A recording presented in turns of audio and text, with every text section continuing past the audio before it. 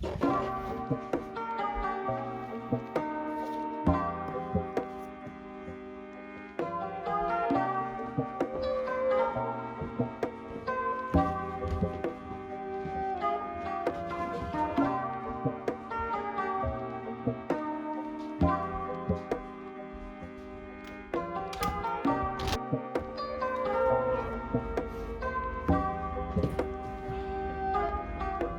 Wheel of Time, a series that we all know and love, one which we continuously return to on and off throughout our lives, or for some people, one which is read yearly.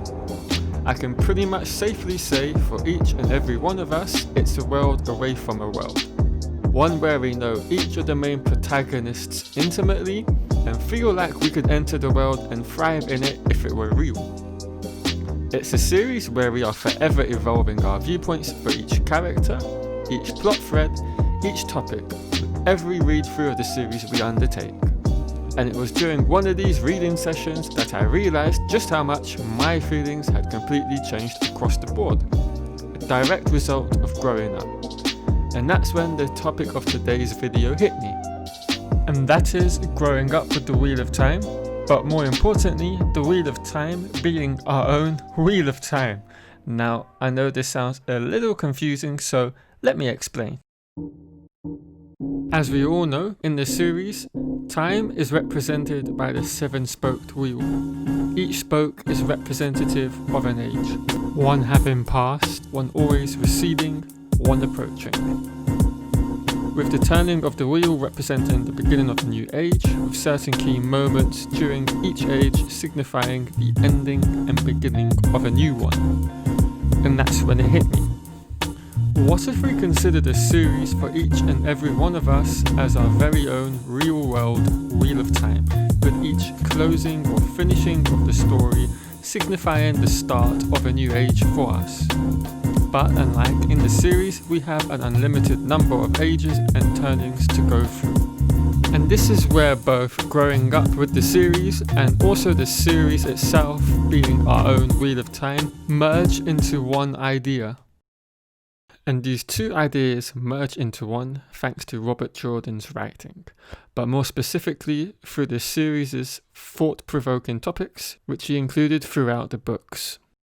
Topics such as slavery, discrimination, sexual assaults, gender inequality, and many more help us as readers to acknowledge the changes that we may have undergone in our lives over a given period of time.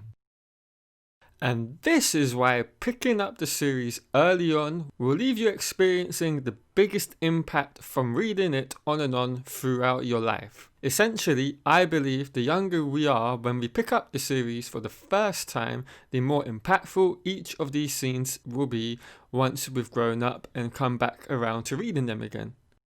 And that's one of the reasons why I love this series so much. It's the scope that this series has in allowing you to grow as a person, that by the time of your next reread, you're allowed to have new emotions, new viewpoints, and perhaps you might find yourself even enjoying certain characters' POVs much more than on your first read through because the writing isn't so rigid.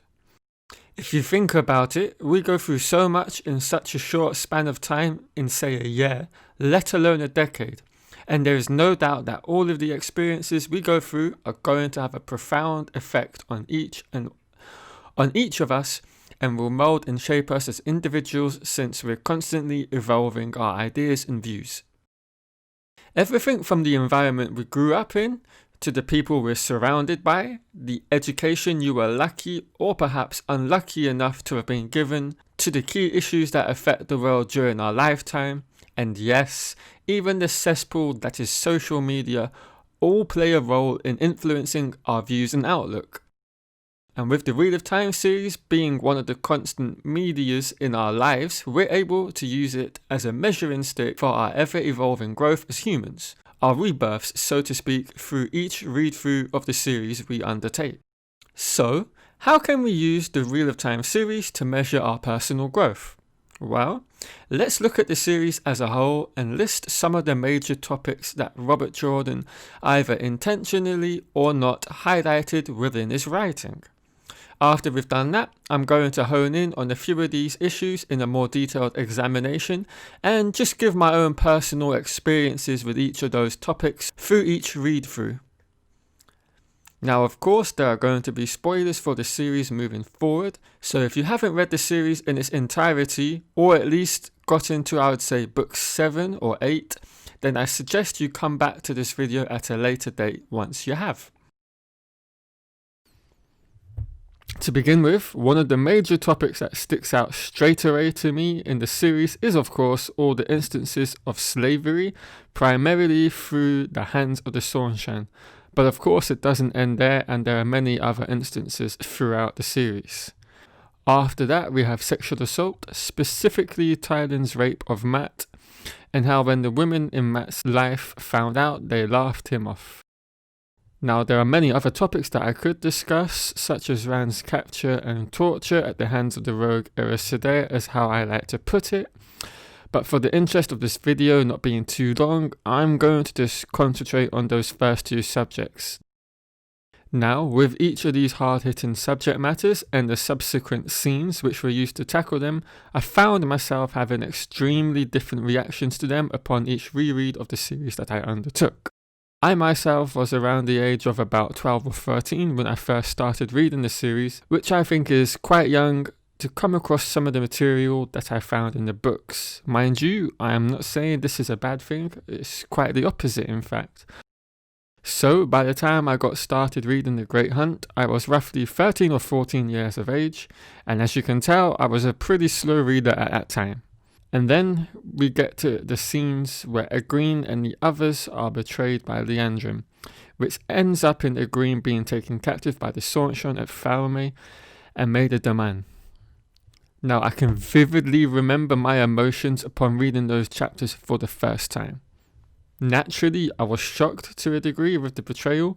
I mean, in the small amount of time that we had with Liandrin, she doesn't necessarily come across as the trustworthy type, and basically takes every opportunity to be spiteful to them. But of course, these emotions fall away very quickly once you discover just exactly what and who Egwene is being handed over to. The emotions you feel while learning about the Seanchan firsthand through the eyes of Egwene are a whole different kettle of fish. Now, naturally, being that young, I of course understood everything that was happening in these scenes, but looking back now, they didn't hit me in the way I'm sure they were intended to hit. And I think that just comes down to the age I was at the time, and perhaps just my level of understanding of slavery. Now, comparing that to my reactions from my last reread, and these scenes certainly hit home much harder. Obviously, I knew what was coming, so there was a lack of a shock factor, but I found myself empathizing a lot more with Egwene's ordeal, but also experiencing a visceral range of emotions that I didn't have my first time around. I had this feeling of helplessness and dread on the initial capture, and also a feeling of being inside an invisible cage, clawing and thrashing at it to get out. It felt like the person that Egwene was is trapped inside a sort of box, and no matter how hard she tries to escape it, it was to no avail. With each attempt that Egwene made to free herself from her chains, I felt an upturn in hope and excitement, followed by an increase in dread and hopelessness with each failed attempt. And once Nynaeve, Min and Elayne help to free her, Egwene lets loose with her newfound strength and abilities in the one power that she acquired at the hands of her captives. I could really feel her rage and sheer uncontrollable need and desire to hurt them in the best way that she could, while reading her POV this time around. And the best way she could was to use her negative experience and turn it into a positive, which was to use the Reeves they had taught her to use as a weapon against them. The emotions I felt just hits home differently. It's more raw and emotive now that I'm older, and I know this is going to be a theme that continues moving forward. And that is what is special about these passages. You can have different emotions on each read through. You can go from feeling happy one time to feeling sad and distraught in the next. And there's this moral side of it as well. Should she have done what she did, or shouldn't she? and all of the above will have different answers based off of how you are as a person at that given time period when you're reading the books. It's all about your own mental state at the time of reading, which is what makes it great writing. Even though it's as plain as black and white who is the good and bad guys, the manner in which the scenes happens leaves you with some scope for interpretation to how you should feel about Egwene's actions.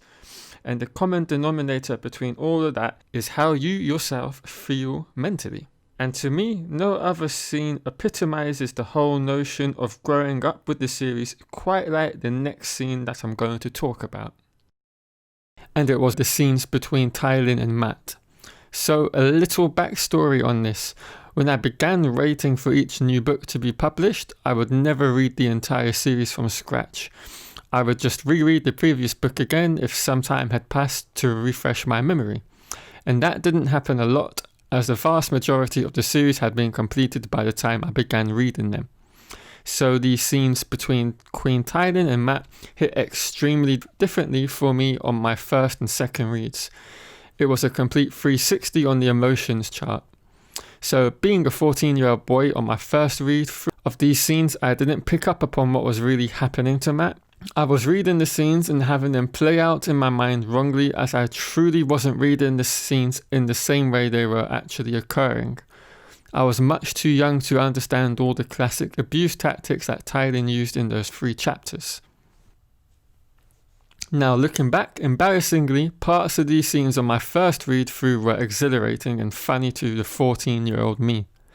Mat was being chased around by this older woman, constantly trying to seduce and sleep with him. And I mean, what boy of that age isn't going to find these scenes exciting to them? Especially in the way that they were written on the surface, in such a fun manner.